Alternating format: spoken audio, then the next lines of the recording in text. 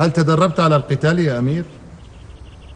طبعا، وهو ما فاتك أن تتدرب عليه.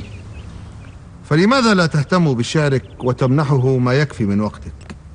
معظم الذين قابلتهم من الأمراء يطمحون أن يكونوا شعراء. هل تعرف لماذا يا أمير؟ لأن الأمارة زائلة والشعر هو الباقي. تريد أن توحي لي أن الشعر معجزة، لكني أرى أن أمره بسيط.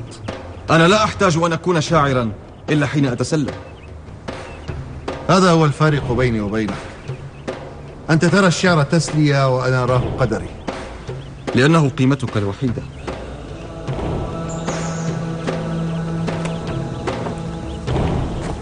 ونعم الخيمة، هذا لا يضيرني. أعني لو كان لديك نسب أو أب تعتز به لما أغرقت نفسك في الشعر إلى هذه الدرجة. لا تنشغل بنسبي ودعك في شعري، فأنا أسهر على شعري كما تسهر الأم على ابنها. أستغرب أن أمثلتك كلها عن الأمهات. ألا تضرب أمثلة عن الآباء؟ طبعا، ما الذي يمنع من ذكر الآباء؟ ولكنني أفتخر أن يكون الشعر هو نسبي. لما لا تنتسب إلى أبيك؟ لا يفيدنا الآباء كثيرا في الشعر. بل يفيدون، نستطيع أن نفاخر بهم.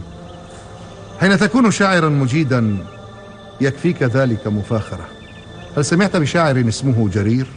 سمعت به طبعا، ولكن ما علاقته بحديثنا؟ علاقته أنه قال: بأب كهذا فاخرت 80 شاعرا. ثم تذكر يا أبا فراس أنك أنت أيضا لا تفاخر بأمك. أنا فخر أمي وهذا يكفيها. بل أنا الذي قلت: ولو لم تكوني بنت أكرم والد لكان أباك الضخم كونك لي أمه. هذا هو الفرق بيني وبينك يا أبا فراس.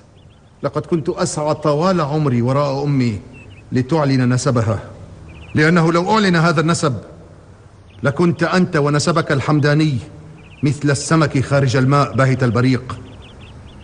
بينما أنت يا أبا فراس تحاول أن تنسي الناس كلهم من هي أمك.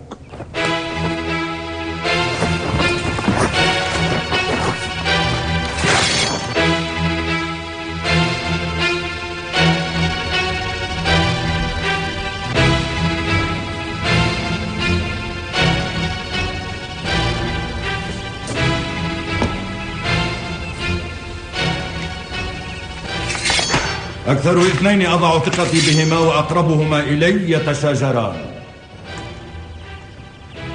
أي مجد تتوقعه أكثر من ذلك يا علي؟